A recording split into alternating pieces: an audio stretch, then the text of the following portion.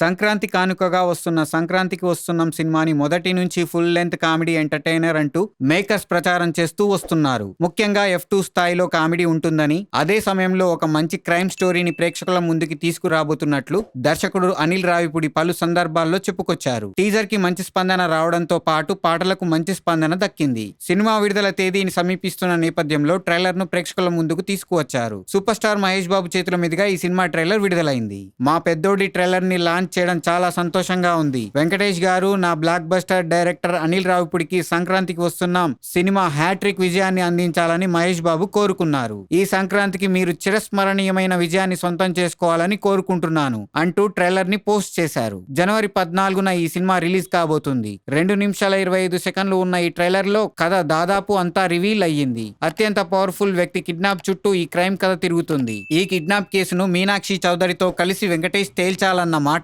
వెంకటేష్, మీనాక్షి చౌదరి మాజీ లవర్స్. దాంతో వారిద్దరూ ఈ ఆపరేషన్ ను కలిసి చేసేందుకు వెంకటేష్ భార్య ఐశ్వర్య రాజేష్ వెళ్తుంది. కిడ్నాప్ కేసు పరిష్కరించే సమయంలో జరిగే పరిణామాలు ఏంటి, ఆ సమయంలో మాజీ ప్రియురాలు భార్య మధ్య హీరో ఎలా నలుగుతాడు అనేది చాలా ఫన్నీగా అనిల్ రావిపూడి చూపించారు. కనుక సినిమా ఖచ్చితంగా మంచి వినోదాన్ని అందించబోతోందని అర్థమవుతోంది. ట్రైలర్ లోనే ఎన్నో పంచ్ డైలాగ్స్, వావ్ మూమెంట్స్ తో పాటు నవ్వు తెప్పించే షాట్స్ పడ్డాయి. ముఖ్యంగా వెంకటేష్ చెప్పిన కొన్ని డైలాగ్స్ F2 డైలాగ్స్ మాదిరిగా కొన్ని సంవత్సరాల పాటు అంతా చెప్పుకునే విధంగా ఉన్నాయి. ట్రైలర్ లో వెంకటేష్ తనదైన శైలిలో చెప్పిన డైలాగులు, భర్తలతో భార్యలు సిగ్గుతో ఊ అన్నారంటే ఉత్సాహంగా ఉంది రా అని అర్థం. మీ ఆడళ్ళకి మీ ముందు ఇంకో ఆడదాన్ని తిడితే ఎంత సంతోషమో కదా. ప్రతి సినిమా రిలీజ్ కి ముందు ఒక టీజర్ ఉన్నట్లు ప్రతి మగాడికి పెళ్లికి ముందు ఒక లవర్ ఉంటుంది. It's natural. My dear friends, గుడిలోనో బడిలోనో కాలేజీలోనో ఆఫీస్ లోనో మీకో ప్రేమ కథ ఉండే ఉంటుంది. దయచేసి మీ పెళ్లాలకు ఆ ఫ్లాష్ బ్యాక్లు చెప్పకండి అంటూ